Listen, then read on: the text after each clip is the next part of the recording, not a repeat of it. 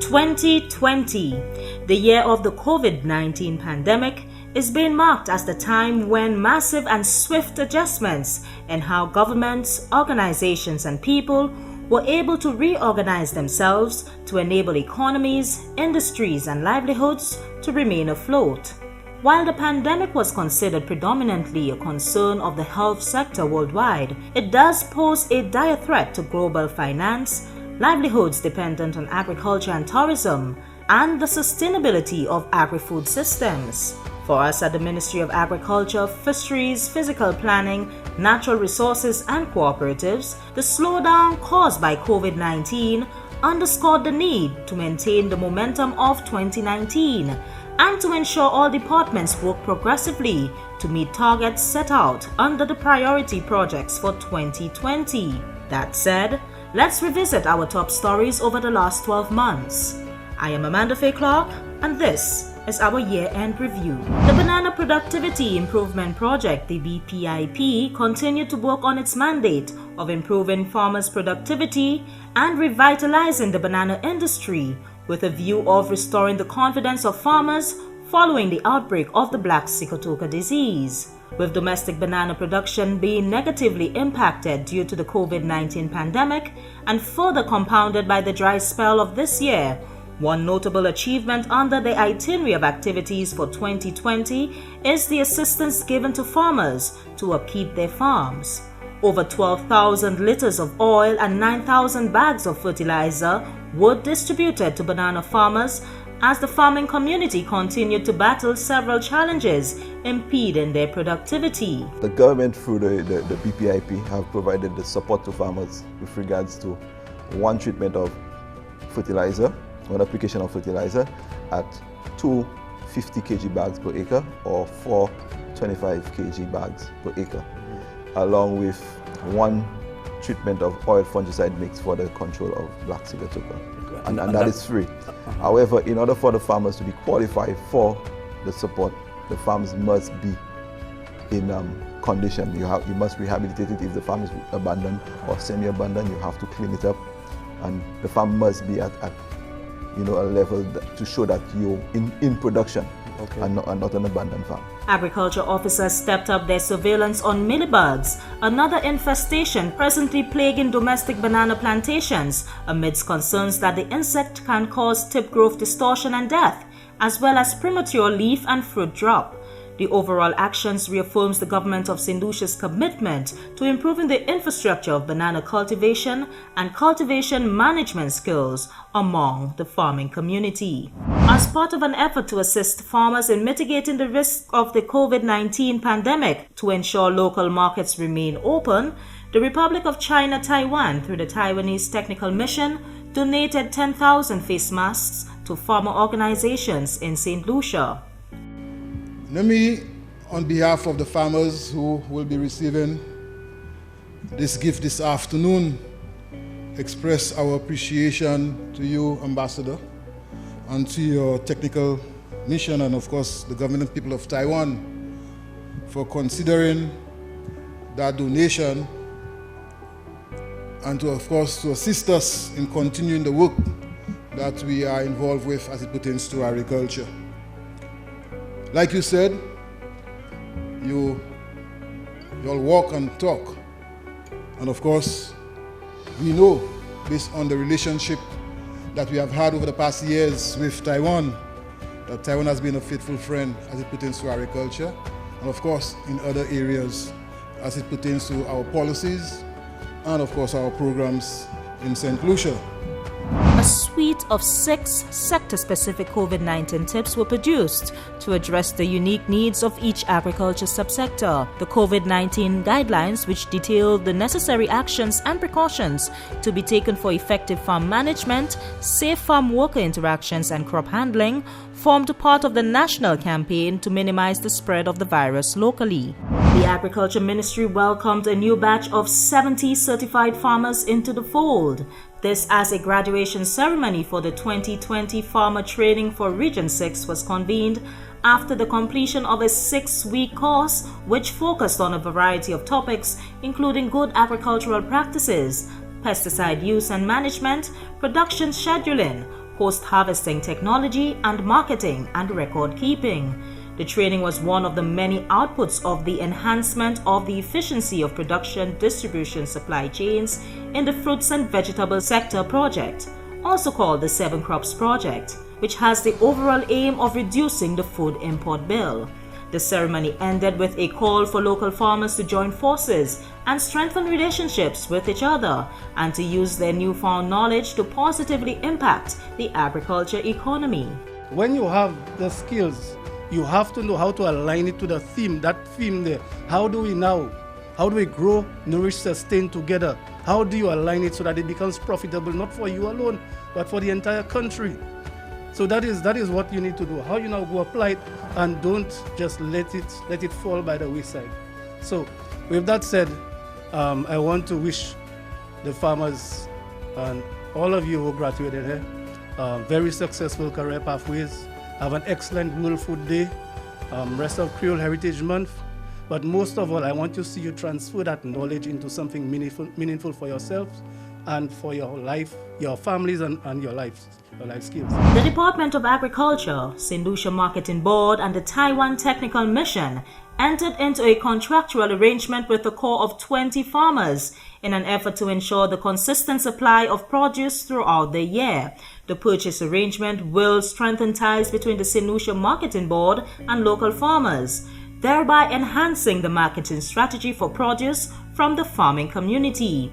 Under the agreement, the farmers are required to supply a variety of crops, including the 7 cash crops under the 7 Crops Project. It is very encouraging to learn that about 15 farmers will sign a contract with St. Lucia Marketing Board today. And I'm looking forward to see more farmers participating in the near future.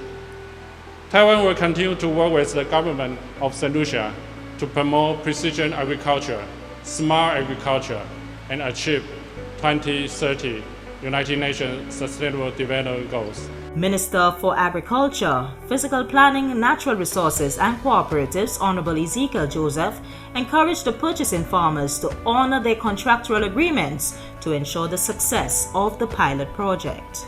Do not enter into a contractual arrangement with the St. Lucia Marketing Board, and we agree that we're going to sell whatever crop at a certain price, and some person, individual, some middleman will come to you and say, I give you 25 cents more. And you go say, look, I am selling to that middleman because I get 25 cents more. That would create problems for the program. Because the same way St. Lucia, the marketing board, is expecting you to produce and to bring in the products, the same way they will enter into arrangements with supermarkets to be able to supply the products. So on both sides, we have to be committed. The Ministry of Agriculture, in partnership with the Taiwan Technical Mission, hosted a series of successful farmers markets across the island. The main objective of the farmers market was to encourage the purchasing of local produce. The initiative is yet another unique output of the 7 Crops Project. The Ministry of Agriculture welcomed a group of 13 students from the College of Agriculture in Guadeloupe. The purpose of the visit was to expose the students to farming systems in St. Lucia and the different agricultural techniques used on the island. On Sunday, we had an island tour. Let them have a feel of St. Lucia. And on Monday was a rough day. A rough day in terms of we visited a series of farmers. First of all, we visited the feed mill at Vieux-Fort. From there, we went to a farmer, Leo Anthony poultry farm at Auger. From there, we went to the Simos farmers, and they actually witnessed, they went by to see, they witnessed the process to some extent. And on our way, we stopped at Maho, looking at the operation of DG Farms.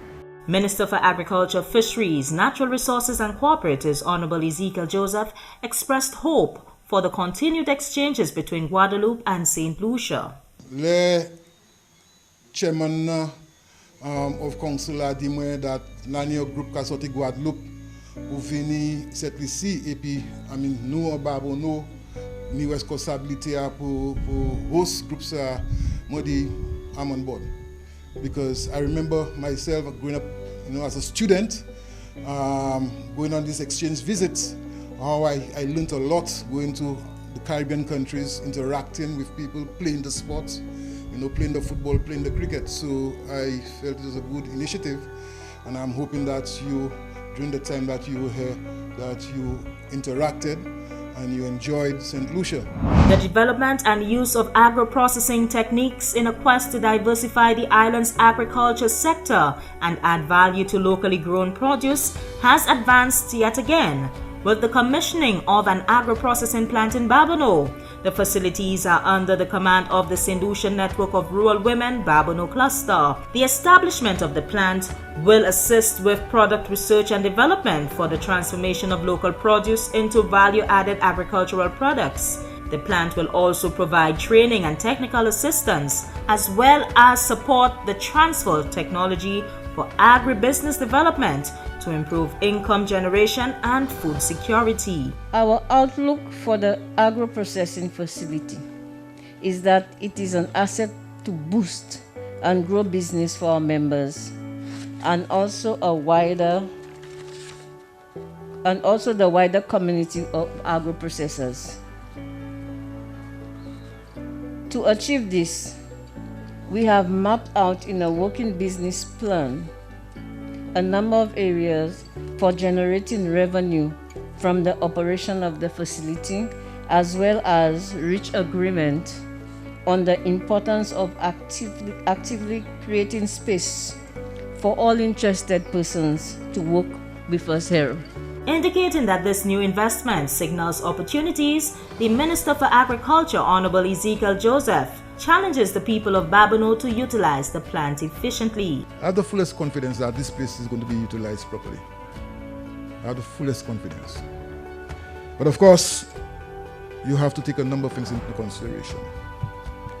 One is how you manage it to bring the benefits that is so much necessary for you all.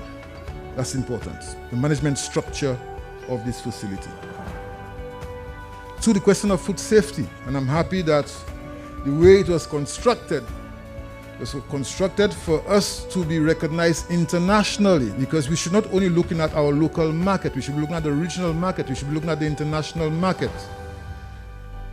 Because the products I'm seeing being produced has that potential, Madam President.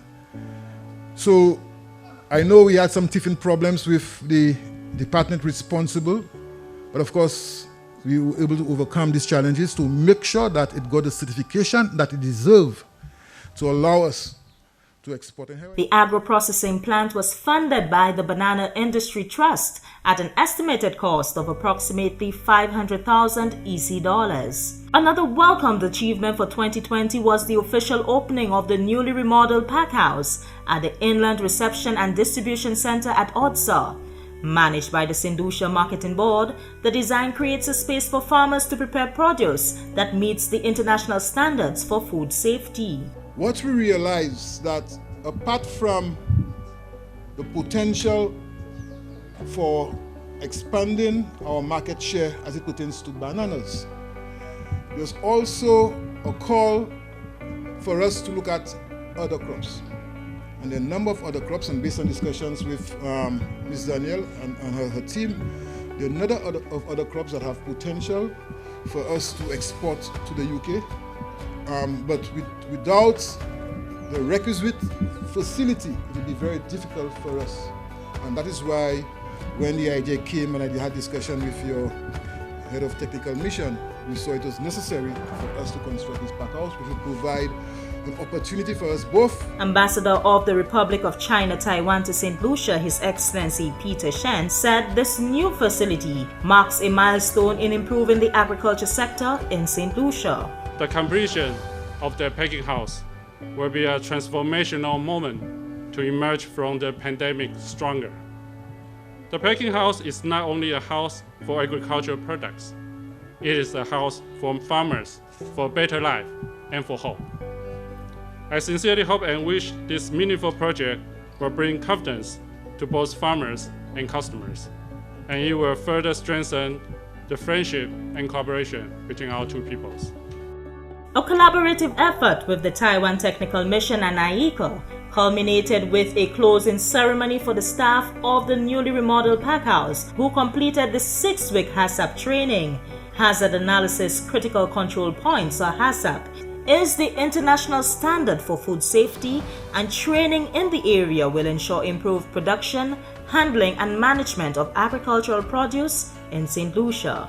We have to make sure that every very step the food risk is very small, so that here is no risk from local crops from the marketing board. The person who will train will monitor this at very step.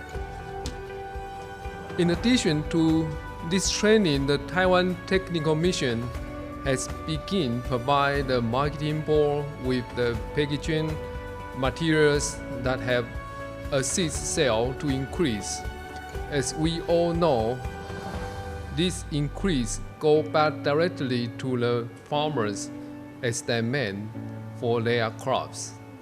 This training is only the first step in becoming HACCP certified.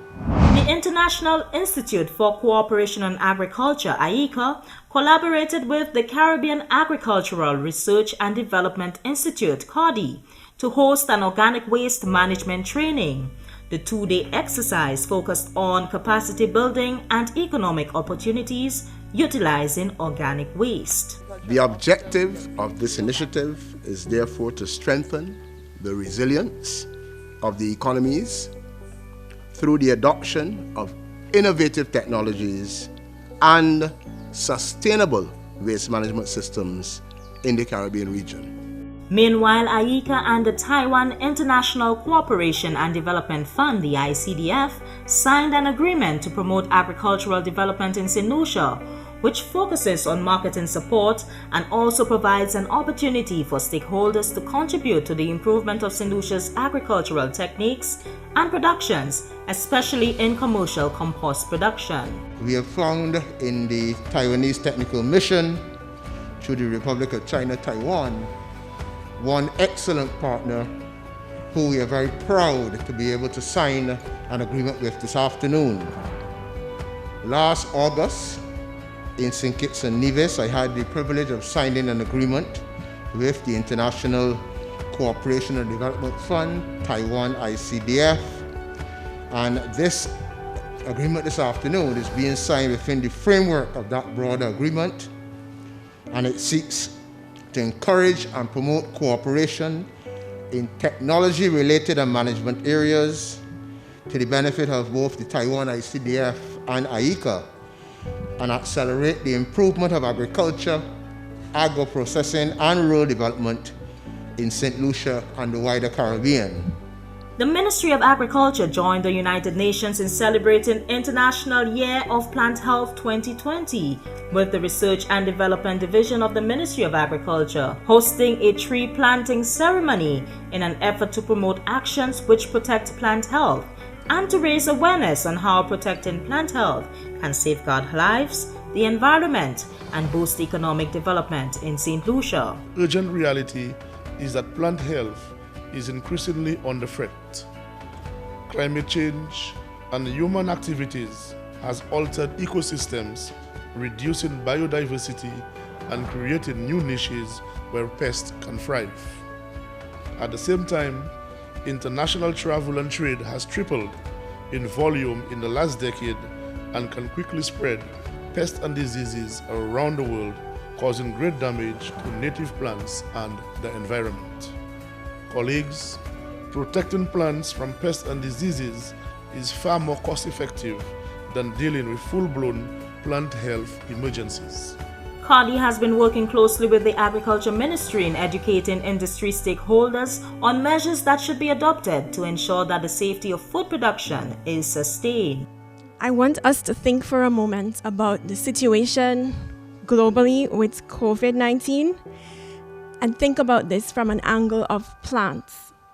So we have a disease that is affecting our human race throughout the world? What if we had a disease that was affecting all of our crops so that they're dying off? What's going to happen to us in terms of food?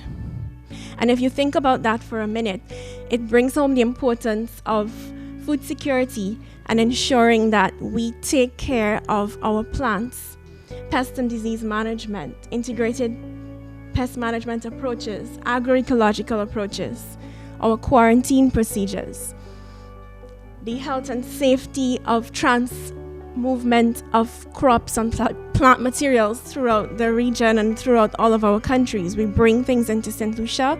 We need to ensure that all of these things are safe and protected. The Food and Agriculture Organization of the United Nations, the FAO, estimates that up to 40% of food crops are lost due to plant pests and diseases annually. Another reason why IECA reaffirms its commitment to national efforts to safeguard the integrity of St. Lucia's soil and plant health. The Institute has been encouraging the use of innovative technology and practices to support more sustainable plant health in the Caribbean, assigning high priority to plant health in the Institute's Technical Cooperation Program for St. Lucia. IECA has and continues to implement projects to improve the knowledge and skills of professionals in the detection, monitoring, and management of key pests that can potentially impact food and nutrition security, livelihoods, and regional and international trade. Over the past 2 years, the achievements under these projects have contributed to improving the effectiveness and efficiency of plant health systems in the region. The newly commissioned National Agricultural Diagnostic Facility will enable production challenges to be approached scientifically through the diagnostic expertise of a laboratory system, thereby strengthening value chains that provide improved access to more affordable, better quality goods. The expectation is that the diagnostic facility will play a vital role in boosting the island's industrial capabilities and positively impact the socio-economic development of St. Lucia. I want us to take full advantage of NADAF to efficiently and timely diagnose diseases that can impact on our socio-economic well-being. Just remember, the ability to control, contain, and eradicate a disease with little economic impact is by early detection, warning, and action. Perfecting weights and measures and calibration of equipment by the St. Lucia Bureau of Standards continue to play a vital role in the industrial and economic development of St. Lucia, as these services ensure guaranteed accuracy and reliability of measuring instruments.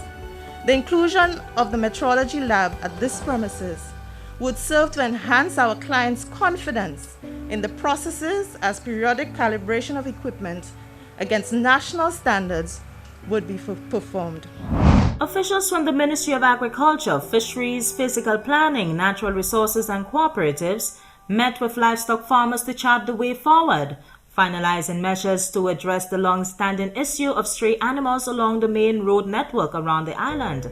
The official plan is to fully enforce the Animals Act through the Department of Agriculture to allow for the impounding of animals roaming the roads.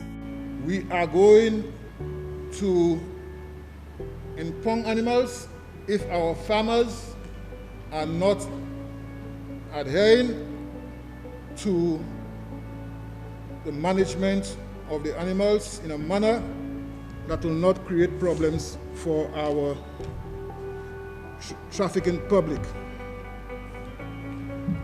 I can also tell you all, and in fact, Dr.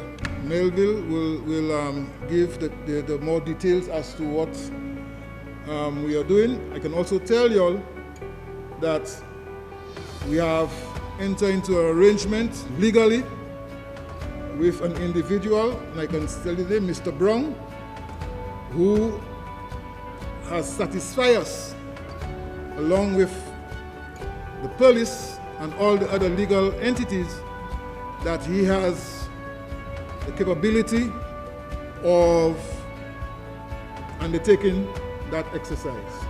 Impounded animals will be kept at a secure location, and upon payment of a fine by the owners, their livestock will be released. The impounding of stray livestock by the Department of Agriculture took effect on Monday, December 14, 2020.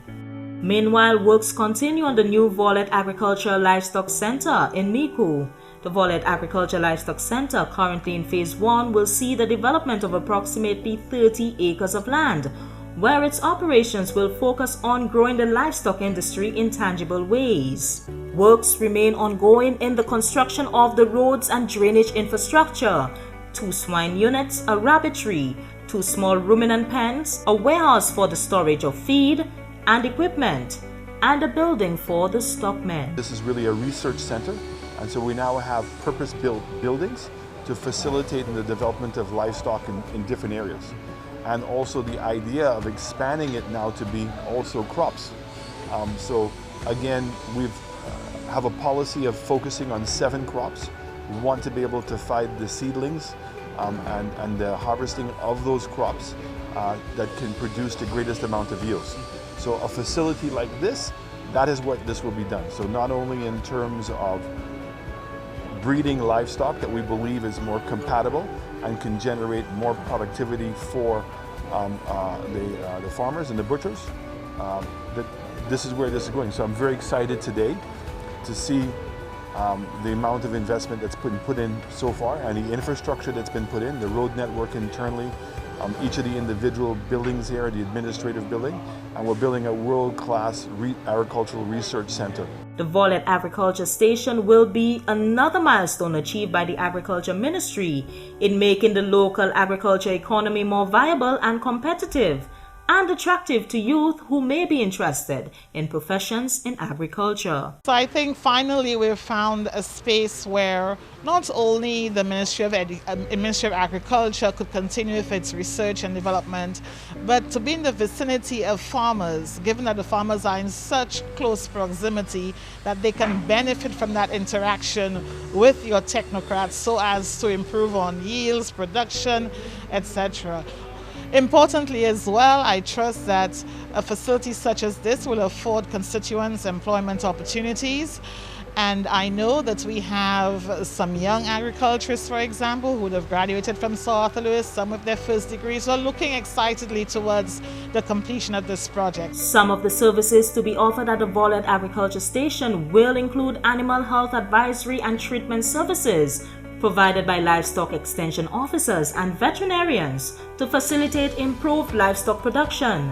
Quarantine officers and veterinary public health officers will also be on hand to ensure all food safety requirements are met. 3 communities, namely Babonneau, Dennery and Strozel, received weather stations under the 7 Crops project. The data being provided by the weather stations will assist farmers in making more informed decisions on the cultivation of crops and minimize loss due to changing weather conditions. I'm hoping that we take advantage of the predictions and the readings from the weather station so that we could make very sound decisions, and not because your neighbor is planting tomatoes or potatoes that you decide to do the same thing. That we can vary what we grow, okay, and we can do it with the knowledge and the science behind it. So I am looking forward to a significant increase in production, in the quality, based on the readings that we will be getting from the weather station. And I want to take the opportunity to thank the government and the people of Taiwan for their continuous assistance, particularly in the area of agriculture.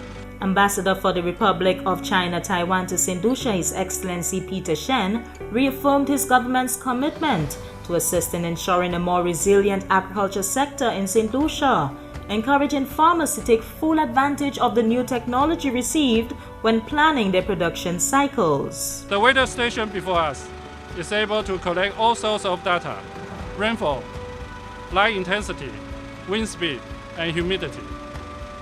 It is solar powered and can be remotely accessed by the internet. This is what new agriculture looks like. I have full confidence that these weather stations are one of the important steps to achieving Agriculture 4.0. We are honored to work with St. Lucia, a strong ally, and with support from like-minded partners like the United States, on mutually beneficial goals with such meaningful impact.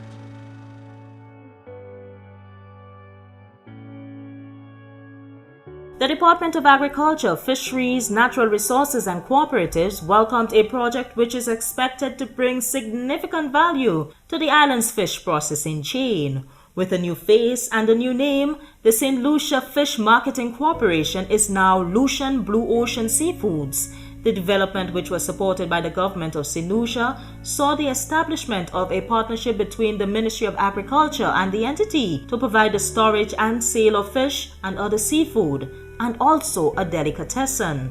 Acting Minister for Agriculture at the time, Honorable Fortuna Belrose, credited the supportive policies and investment opportunities provided by her government in enabling citizens to participate in our nation's development.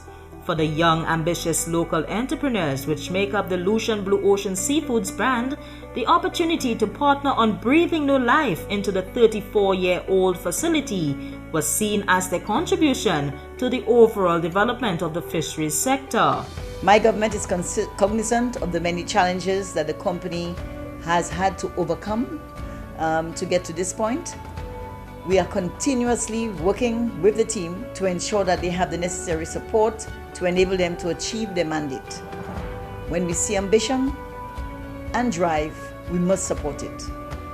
This business venture falls within my government's policy to ensure food security through transformation of the sector via innovative, inclusive, and sustainable policies, legislation, and programs. We are building a new St. Lucia, and as such, we must create the environment that reflects our commitment to embrace change in all that we do. A key aspect of this new thinking is opening new avenues for those who are focused on making the paradigm shift around the fisheries subsector, which according to Minister Belrose, the infusion of the right approach and business acumen can bring greater value to the work currently being undertaken for the industry. Through the public-private partnership arrangement with Lucian Blue Ocean Seafoods, it is expected that the facility will achieve the revised mandate. Fishers' safety remained at the forefront of the Fisheries Department's agenda in 2020. Countless fishermen have lost their lives due to the lack of training in the proper safety precautions while out at sea. The Fisheries Department, in collaboration with the Food and Agriculture Organization, the FAO, and the Fish Safety Foundation of New Zealand, culminated a week-long intensive training workshop to give various stakeholders in the regional fishery sector the training necessary to be better equipped to train other fishers and colleagues. The work that we do through our foundation is directly funded by a number of organizations, and because we are luckily the one-of-a-kind organization in this field looking at fishing safety globally, the FAO had heard about us. They then contacted us, spoke about this mission, and we were really interested.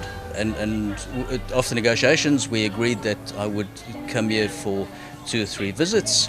We would speak with the fishers, speak with officials, speak with trainers, and get some idea of the level of training and the materials available to trainers for the safety of fishermen. We did that last year and then spent some time putting together a new package.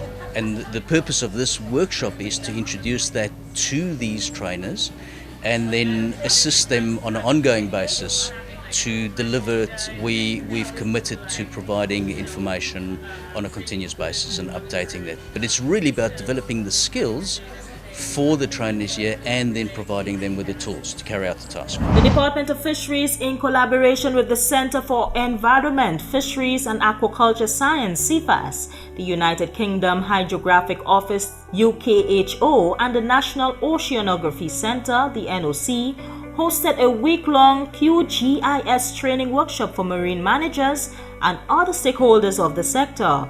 The intervention equipped participants with up-to-date strategies to manage and plan development around the island's vulnerable marine habitats. These activities formed part of the Commonwealth Marine Economies Program, which is a partnership comprising the Centre for the Environment, Fisheries and Aquaculture Science, the United Kingdom Hydrographic Office, and the National Oceanography Centre. Under the CME program, CFAS has been collaborating with the Department of Fisheries to characterize the benthic habitat and associated communities within key areas of interest along the west coast of St. Lucia. The 2-year project, now completed, delivered a range of geospatial data products, multivariate community data and reports to describe the nature and extent of the seabed. The 4 key areas of interest under the project included View Fort, the Soufrière Marine Management Area, Marigot Bay to the Castries Harbour, and Rodney Bay. With the rise in popularity of sea moss on the international market, St. Lucia is experiencing an increase in demand for sea moss cultivation, and as such, the Department of Fisheries lauds the expansion realized in the sea moss subsector, from the increase in sea moss farmers to market penetration and consumer demand. Subsequent to the meeting held with sea moss farmers from the community of OP Corps, agriculture and fisheries leaders visited the sea moss plots in the south of the island. The leadership of the ministry felt it was important for us to go on the ground to have a first-hand appreciation as to what was told to us and to see how we can come up with solutions to remedy the problems. So it was really an education for all of us that from the ministry, because sea moss, I must say, while there's great potential, we have to nip the problems as early as possible. So we were here to meet with the respective groups, to meet with the farmers, and to go out there and see how they are engaged in the cultivation of that crop. Insights on the sector flagged Spradia larceny as a continued and leading concern among sea moss farmers. In his response to addressing this ongoing issue, Honorable Ezekiel Joseph highlighted the current legislation already in place for predial larceny, but placing even more emphasis on the importance of regulating sea moss cultivation and harvesting procedures to ensure the quality of the final sea moss product is not compromised. My understanding, based on your concerns and experiences negatively, that is legislation to see how you can curb the situation with persons who are not bona fide sea moss farmers in the area harvesting your sea moss. Now, if that is correct, it's very interesting, because I don't see the need for further legislation, and I'm going to explain why. We have legislation already in place. We have the predial larceny group already in place functioning. Just last week we had our heads meeting, right? And it's not a matter of having legislation, it's a matter of giving support to the entity that is going to supervise and monitor the legislation that we're putting in place. As the government of St. Lucia continued efforts to reduce the impacts of climate change, the fisheries sector received some much needed equipment through a collaborative effort of the Departments of Fisheries and Telecommunications, the FAO, and the CC4Fish project. The ceremony saw the handing over of 200 VHF radios valued at approximately $80,000 for fisherfolk around the island. The installation of the marine repeaters and distribution of the VHF radios are contributing to the second overarching goal of the National Adaptation Plan for St. Lucia, which is to accelerate the implementation of climate adaptation and risk reduction actions critical to safeguarding the country's socio-economic and environmental systems. Furthermore, the introduction of the VHF radios are consistent with the expected outcomes of the St. Lucia Fisheries Sectoral Adaptation Strategy Action Plan by strengthening preparedness for climate variability and extremes in the fisheries sector. The government of Japan, through the Japan International Cooperation Agency (JICA), came to the aid of fisherfolk in Choiseul. The assistance came after years of difficulty, putting an end to complaints from fishers about getting the vessels in and out of port due to the buildup of silt in the area. The intervention comes some 20 years after the construction of the Choiseul fishing port by the Japanese government, and sought to find a permanent solution to the persistent challenges. As a government and as a cooperative, with the responsibility of your parliamentary representative, former and present, we have tried many recommendations, we have tried many solutions, and they are not working. And of course, when you look out there, you'll see the negative impact of what's happening to the environment in Swaziland. We can say that we have engaged the government of JICA, or the government of Japan through the office of JICA, and we are happy that they have reconsidered their position not to give support in solving the problems we are facing in Swaziland.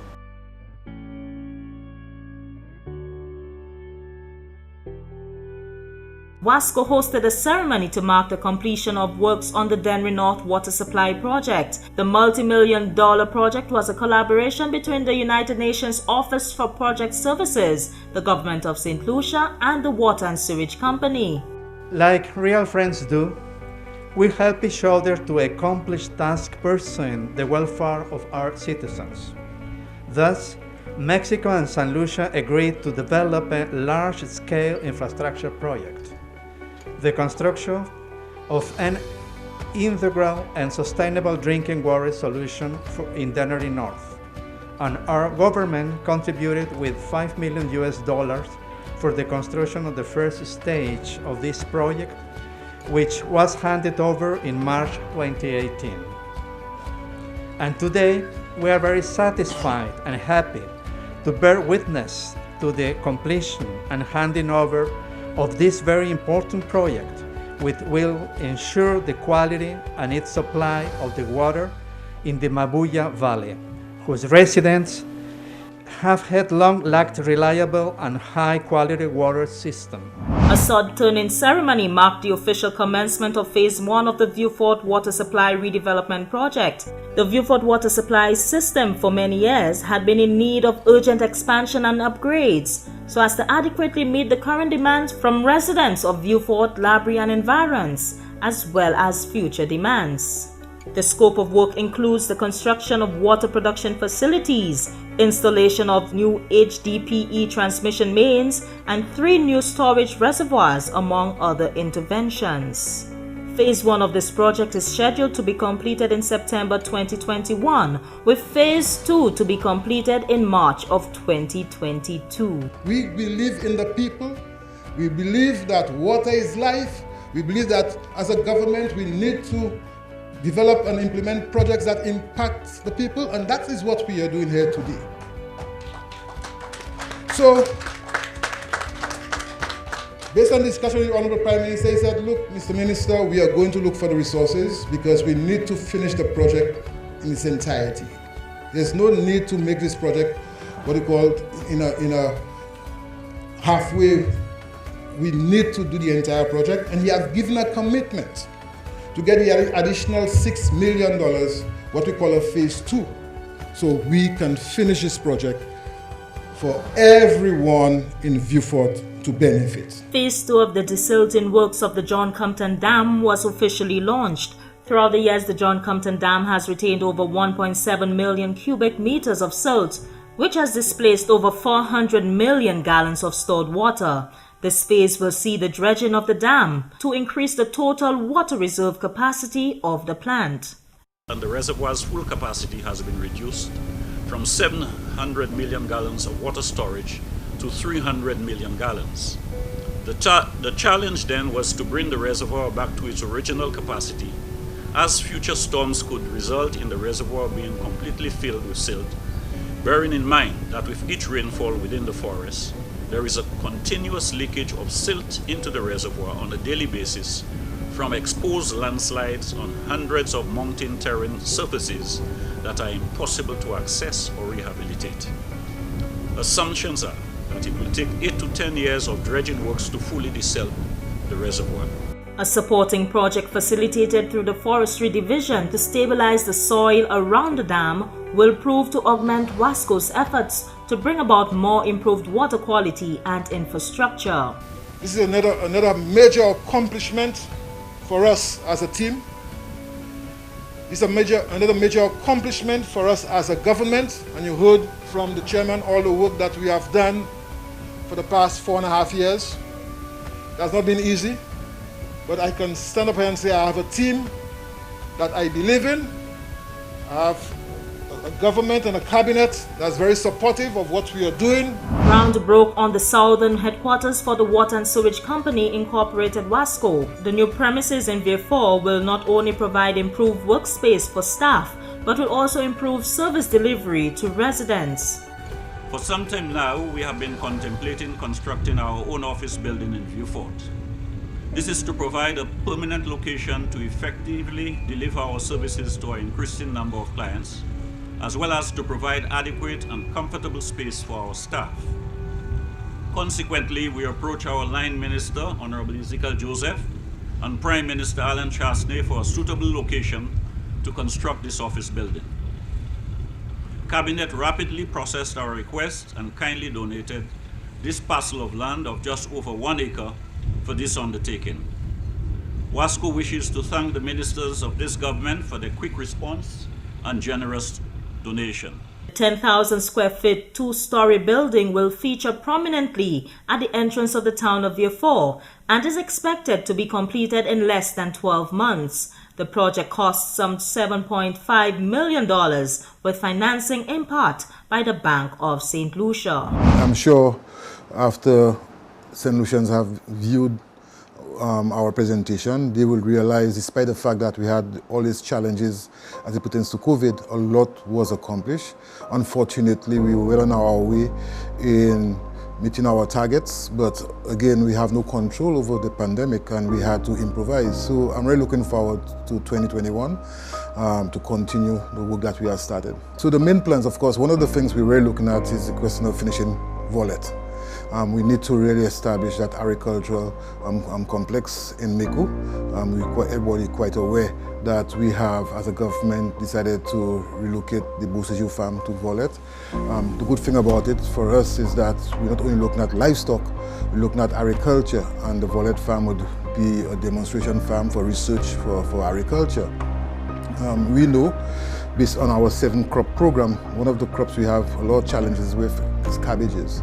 And for us now, we need to see how we can do a lot of research to see how we can produce the cabbages to meet the targets we have set ourselves. So, fortunately for us, we have been able to realize success in the reduction of the other 6 crops, not cabbages. So definitely cabbages will be one of the crops we're looking at to do so a lot of work in Volet. In addition to that, we have taken a decision to really discontinue competing with our livestock farmers, because Beausejour, every year around this time, Christmas time, you would realize that people look forward to go to Beausejour to buy their pork, their mutton, and all the other livestock products. What we are saying now, we should be more involved in research and more involved in producing bloodlines that would assist our farmers to be able to produce and to be able to satisfy the local demands that have been requested of them. So definitely we would move away from a traditional mode we used to operate before, where we would be producing and at the end of the year sell stock for people to slaughter. So that would be some of the advantages that we would realize as it pertains to Volet. The other areas that we're looking at seriously, we have spoken a lot about the meat processing facility. We are well on our way as far as finishing the designs. We have gotten the approval from DCA for the substructure. Just last week, I'm aware that the Prime Minister was in discussion with the investor. So we are looking at early in the new year to start the meat processing facility. That again, and speaking about livestock, that again is very important for us as it pertains to meeting our targets and we're seeing a reduction in the importation of a number of livestock products. The other thing we were looking at, and I want to say it now, it's the first time you'll be hearing it, is that we have agreed to construct a new building for the St. Lucia Marketing Board in Conway. So the old building will be demolished. You would remember during my first term, we started relocating the St. Lucia Marketing Board to Otsa. We this year opened the Park House. We built a new facility to house the St. Lucia Marketing Board. What we are saying now that we are going to demolish the old structure that is in Conway and build a new building to house the St. Lucia Marketing Board, and of course to give opportunities to persons who would want to have booths and shops to be able to sell locally grown produce. So definitely that will be a project we will start in the new year. The other projects we have been looking at, the whole question of how we assist our fishermen, the question of new technology. We are going to repair the boats and now have some meaningful training program for potential young fishers so we can expose them to new technology. We'll continue with our seamoss farmers, and I'm sure people realize that this is a growing subsector, the seamoss industry. So we would be giving support to our seamoss farmers. They have requested that support, and we are going to give them that support.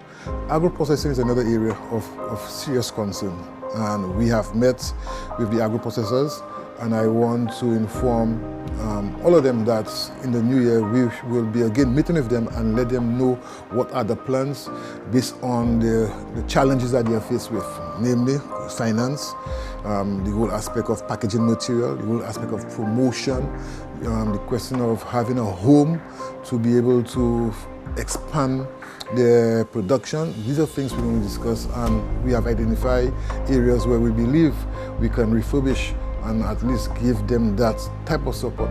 So there are a number of things that we're looking at in the new year, and I'm very hopeful that if we can overcome the challenges and can manage COVID-19, that's important, the managing of COVID, because if we do not manage the COVID and do not follow the protocols, what we will find ourselves, whatever plans we have moving forward, would not be able to accomplish them, because the country would be in a COVID mood, and the COVID mood, being a COVID mood, would affect what we are doing. I'm very happy with my staff. I'm very happy with the leadership. I mean, we have challenges, and there's nothing wrong. We have challenges. We have differences. When I sit down at heads meeting, we have differences. But the good thing about it, we all know that we have to work together to accomplish the goals that we have set ourselves. Apart from our staff members and the stakeholders, the farmers, I mean, they can be very demanding, but I have no problems with this. I even speak about the banana industry, and I will speak about the banana industry in the new year, because we are restructuring the banana industry. We are restructuring the NFTO with the support and of course the input, and in the new year I will be speaking directly to the banana industry. I want to again echo the advice that has been given by the Ministry of Health. Let's follow the protocol. Let's see how we can overcome COVID-19 during the festive season, and of course look forward to a very successful 2021. I thank you very much for your support. This last 12 months was rife with uncertainty, and the challenges have never ended. Yet the Agriculture Ministry remained focused, making steady strides in responding to the needs of the agri-food sector and its constituents, and committing to proactive investments in agricultural infrastructure and support systems. The current approach to agri-development does support the government of St. Lucia's goal of addressing major trends and challenges that may impact the future of St. Lucia's food security, rural agricultural modernization and livelihoods, and a diversified agricultural economy. Despite the setbacks of this year, 2021 is set to be another year of growth for the agriculture industry, and as much as there were lessons learned from the challenges of 2020, much success is expected to be recorded by the end of next year. This has been the Agriculture Ministry's Year-End Review. I am Amanda Faye Clark. Thank you for watching.